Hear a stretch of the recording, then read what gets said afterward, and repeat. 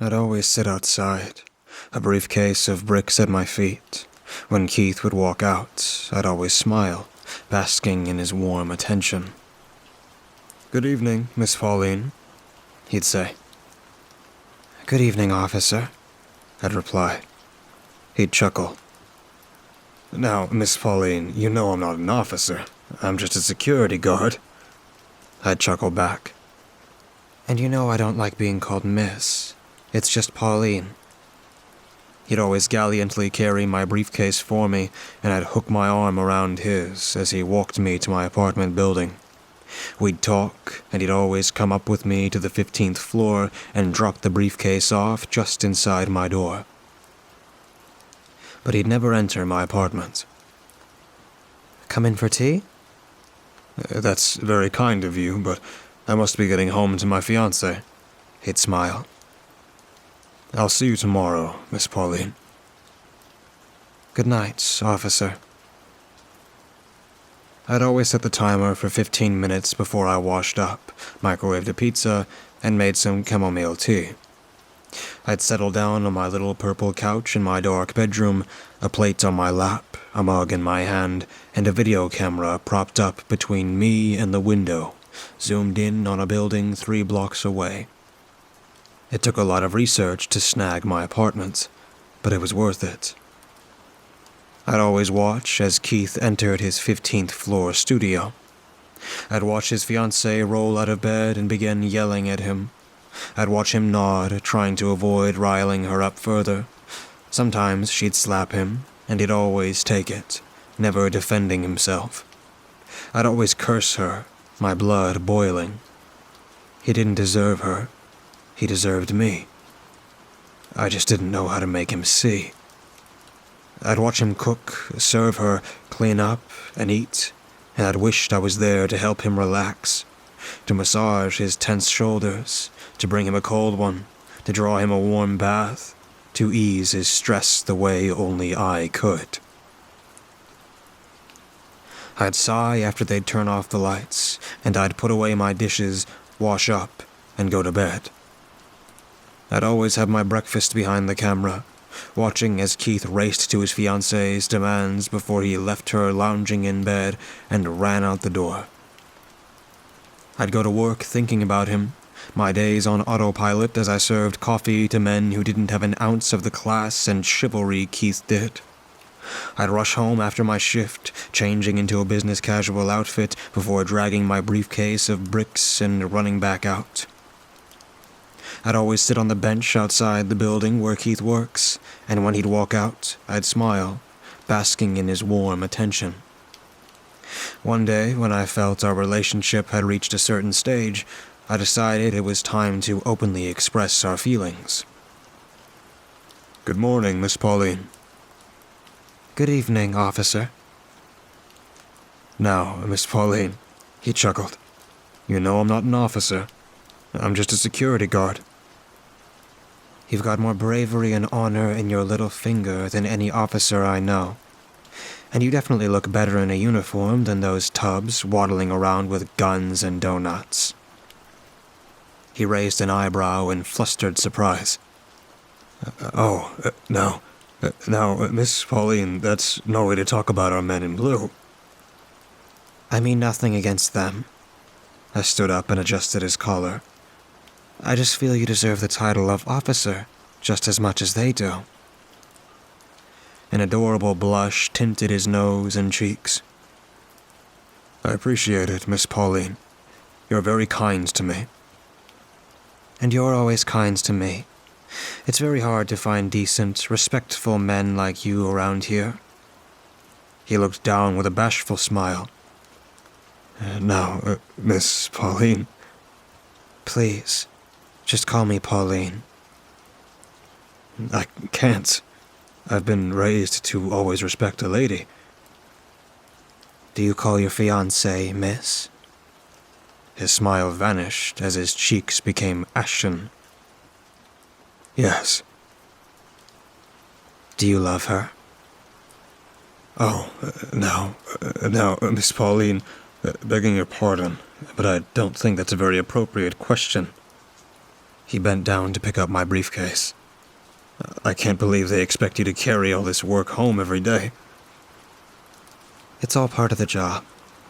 I hooked my arm around his as we walked to my apartment building.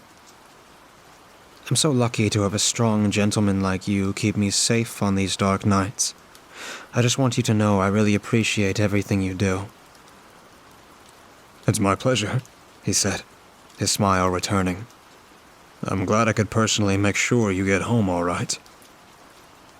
I'd love to have a man like you at home as well. I have no doubt in my mind you'll find one. Do you think I'd make a good wife? Yes. I think you'd make a lucky man very happy.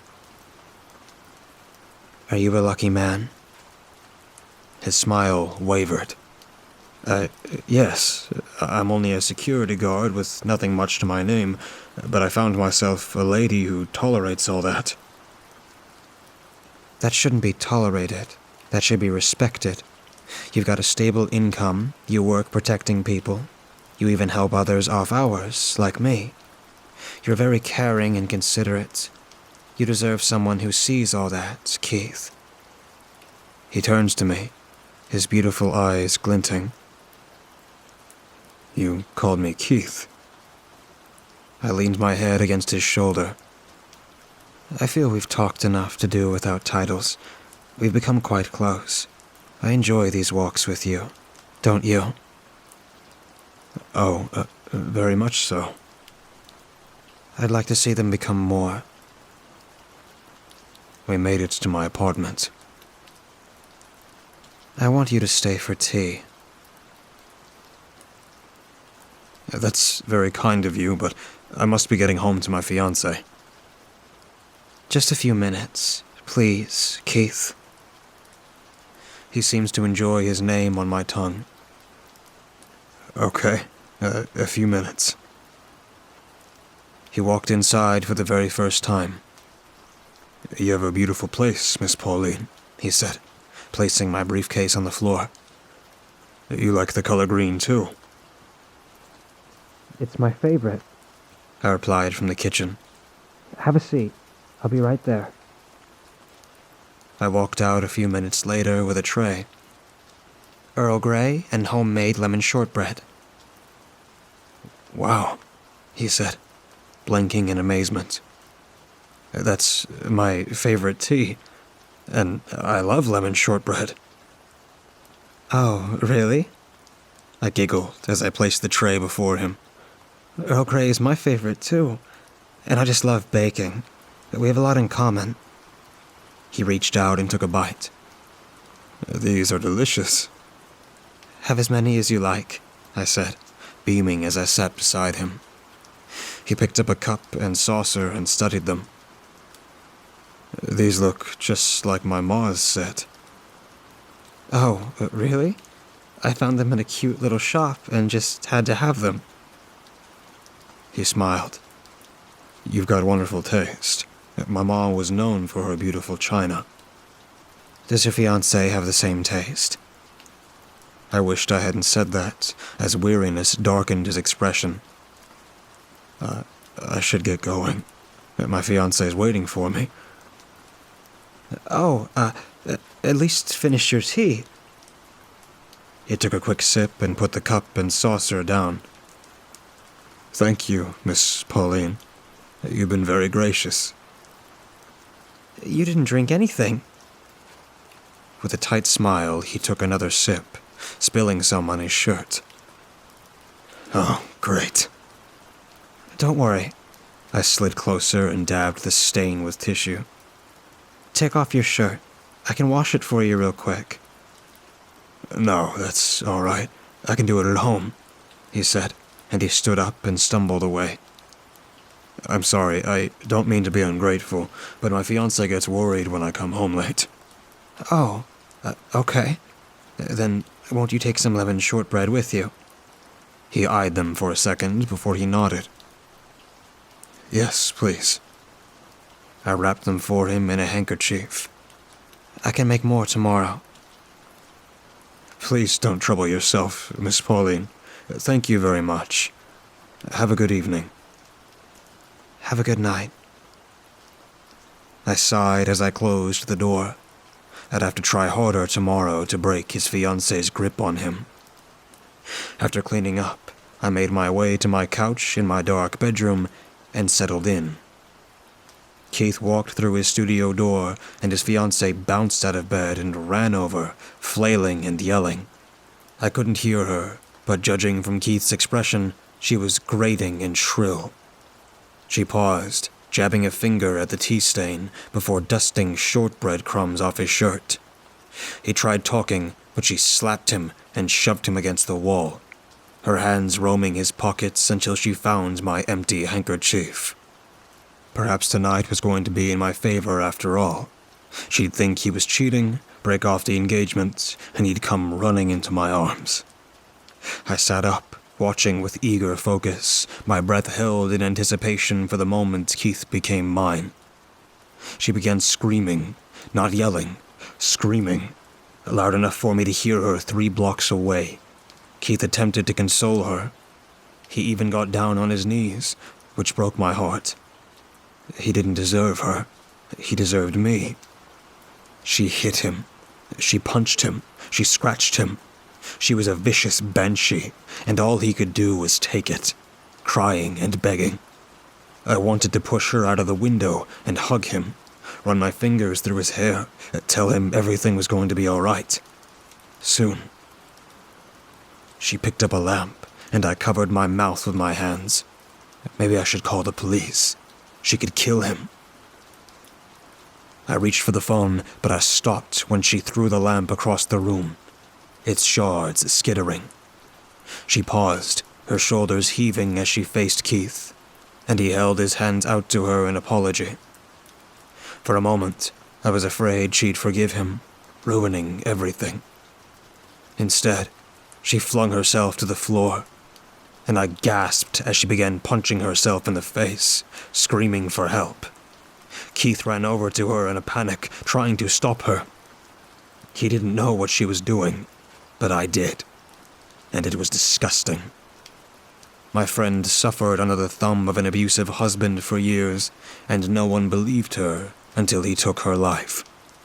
And now this ungrateful witch had the audacity to ruin an innocent man's reputation and tarnish every true victim's account just to punish Keith. She wasn't going to get away with it. I pressed the record button. I considered calling the police as well, but a vindictive part of me enjoyed watching her pummel herself. No matter what she did, I had proof Keith was innocent. She was a petty, controlling, repulsive fool for taking a man like Keith for granted, and her loss was my gain. Her blotchy face was twisted in ugly sobs, blood pouring from her nose as she bashed her face against the floor. Keith kept trying to hold her, but she thrashed and kicked, her screams for help causing heads to pop out of neighboring windows. Keith's door bust open, and a man pounced on him and dragged him away, crushing him against the floor. A woman ran in afterwards, tending to the deceitful fiancé with horrified disbelief at the damage she'd incurred. I could see Keith was speaking, but the man pinning him down was yelling at him as he twisted his arm back. I could imagine the insults he was spewing. If Keith was guilty, he deserved so much more, but he wasn't. And now was my time to shine. Police showed up, cuffing my man and dragging him away while EMTs took care of his scheming fiancé. That was when I made a copy of the video and went down to the station. I gave them my statement as a witness, but unlike the others, I had the truth on tape. I told them I heard a commotion and just had to record the injustice. I handed everything over and went back home, certain Keith was going to be released tonight, and that he would rush right over with infinite gratitude. I stayed up that night, waiting for him, waiting for his arms to wrap around me, for his lips to find mine, for our love to flourish where it belonged. There was a knock at midnight, and my heart fluttered as I ran up, a robe draped over my laciest lingerie, my trembling hands adjusting my hair before opening the door. A sharp pain exploded from my face, and I staggered back, stars bursting before my eyes. My hands flew up to my gushing nose, tears streaming down my face as I stumbled away from Keith's fiancée. Fury radiated off her as she swung another fist at me, sending me crashing on top of my coffee table, breaking it. Gasping, I tried to get up, my heart stuttering as I tripped on my open robe. Taking advantage of my stumble, she stomped down on me, and I screamed as her heel punctured my side. Wrestling me flat on the floor, she held my head steady by the hair as she sent one punch after the other to my face. My teeth tumbled into my mouth, and agonized moans gurgled from my throat as I tried to fight her off. She was strong, much stronger than me. She was also fueled by rage. Amidst her frenzied punching, she lost her balance, and I took the chance to wrench my hands free, a fistful of hair remaining in her grip as I squirmed away. While calling out for help, I scrambled up and made a mad dash to my bedroom. A blinding light flooded my vision as my skull rattled, and I crumpled to the floor, my ears ringing. She flipped me on my back, and my heart ricocheted between my ribs as she battered me with my polished stone ashtray. Not a word escaped her mouth, only animalistic growls as froth foamed at the corners. I continued to scream and sob, trying to shield myself with my arms as my bones cracked with every blow. Through my tears and blood, I could see the inhuman brutality emanating from her wild eyes. She wanted me dead. I exposed her ugly truth, and she wanted me dead. Twisting and writhing in despair, I reached up, clawing at the fresh stitches on her face. She shrieked, pausing her assault, and I shoved the heel of my hand into her broken nose, sending her reeling off me with a quivering squeal of pain. I backed away, tripping over myself as I crawled towards the bedroom. My spasming lungs squeaked as red sprayed with every breath. My pulse rioted at the sound of kitchen drawers being open, and I staggered down the hall in disoriented panic, crashing into walls and slipping on my blood. Pressure against my shoulder sent me back to the floor, and I screamed as it evolved into searing agony. Another stab crunched against bone. My vision faded with each vicious thrust, my energy ebbing. My last coherent thought, Keith. I was going to die before I made Keith mine. Miss Pauline? I groaned, muted pain throbbing beneath a medicated haze. I peeked through my crusty eyelids, and my heart skipped a beat when I saw Keith beside me, holding my hand. Keith, I croaked, wincing as it felt as though I'd swallowed barbed wire. He smiled, tears in his eyes as he reached to the side. Let me buzz for the doctor. Don't speak a lot now. Your ventilator was taken out just last week. Where am I? The hospital. He opened a water bottle and moistened some tissue before he cleaned my eyes and face with tenderness. You're my guardian angel. You defended me, and you almost died because of it. I'm really sorry. I don't know how to make it up to you. I melted at his words, all my aches and pains forgotten. He finally knew the truth. He was finally going to be mine. I'm glad you're free now, I rasped. He dabbed a wet napkin against my chapped lips with a rueful frown. Living with her, I couldn't see just how bad it really was. But then she pulled that stunt. I'm forever grateful you heard her and were in the best position to film it. I'm just sorry you had to suffer for it. I smiled. You deserve someone who respects you. And I think I found her. I almost forgot how to breathe. It was happening. It was finally happening. I'm so happy, I whispered, tears brimming against my lashes. Me too. I never imagined I'd ever feel like this. I've been visiting you every single day, and over the weeks, Miss Natasha and I really got to know each other. She's a nurse, and one of the most wonderful people I've ever met. She cares so much about you. My heart shattered. A nurse? Yes, he replied, with a love-struck smile. Now I know many are thinking she's out of my league, but she told me to never put myself down like that. She respects me, just like you always said. You saved me, and you helped me find someone I deserve. You're my guardian angel, Miss Pauline, and I'll forever be in your debt. Look who's up, the doctor said, walking in alongside two nurses. Nice to have you join us, Pauline. Can you speak, or is there too much discomfort? I tried to hide my irritation at her interruption. I can speak. Wonderful.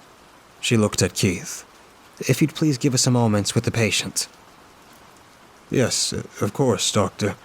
I gotta get going anyway. He turns to me, his beautiful smile wringing my tattered heart. I'm so happy you're awake, Miss Pauline. I'll drop by again tomorrow. Please let me know if you need anything. Anything at all. I nodded, a tear trickling down my cheek. Don't worry, you'll be okay, he said, giving my hand a gentle squeeze. Dr. Fida and nurses Natasha and Raj are wonderful. He gave Natasha a sunny nod, and she nodded back with a smile before he left the room. The doctors and two nurses approached me, talking and testing, but all I could hear was my blood boiling, and all I could feel was my heart aching as I glared at Natasha. He didn't deserve her.